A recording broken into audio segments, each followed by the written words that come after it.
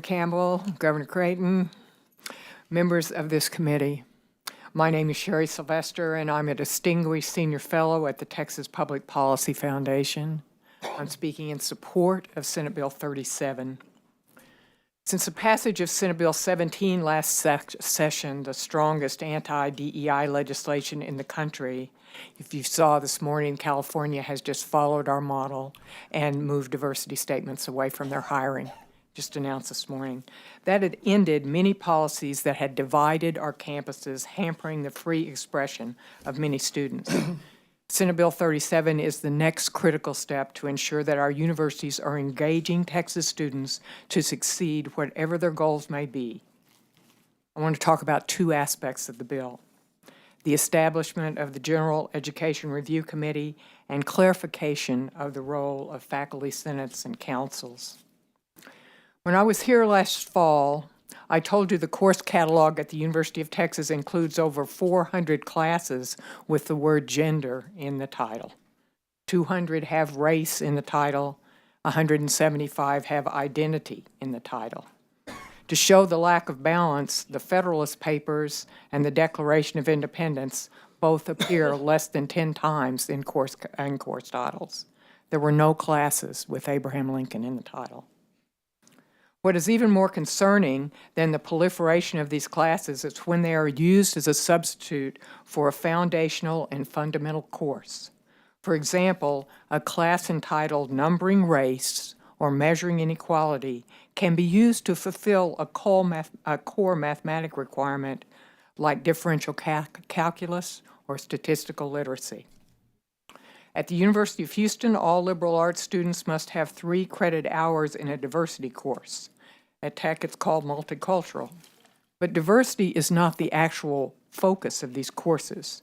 For example, social justice in the environment at U of H, or black womanism/feminism and black queer theory at the University of North Texas have an activist agenda rather than a foundational or functional one.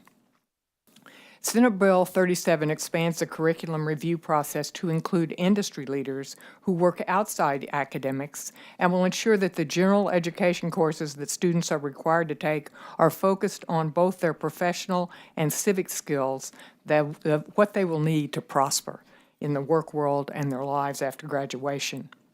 This comports with the vision put forth in the Texas statutes mandating that the gubernatorial appointed boards of regents, women who work in the global marketplace that is Texas, play a key role in creating the course of study at our public universities.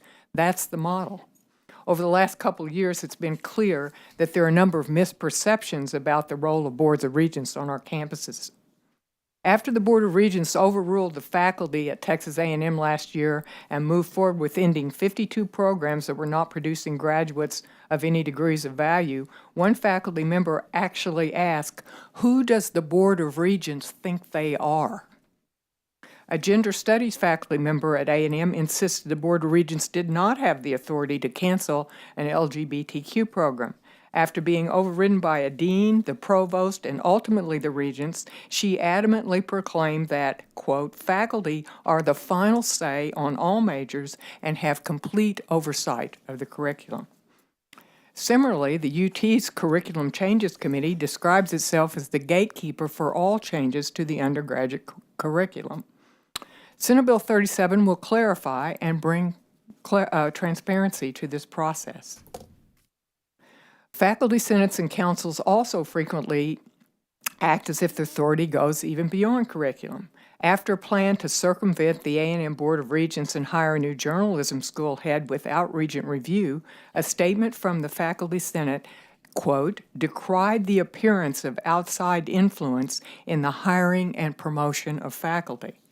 By outside influence, they mean the Board of Regents and the appointed by the governor of Texas and this legislature. The faculty senate at West Texas also issued a vote of no confidence against University President Walter Wendler when he banned a drag show there. And when the faculty council at the University of Texas exploded in outrage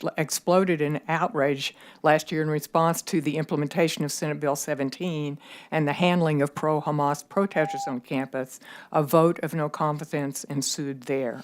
Thank you very much. Carrie Butler, please introduce yourself.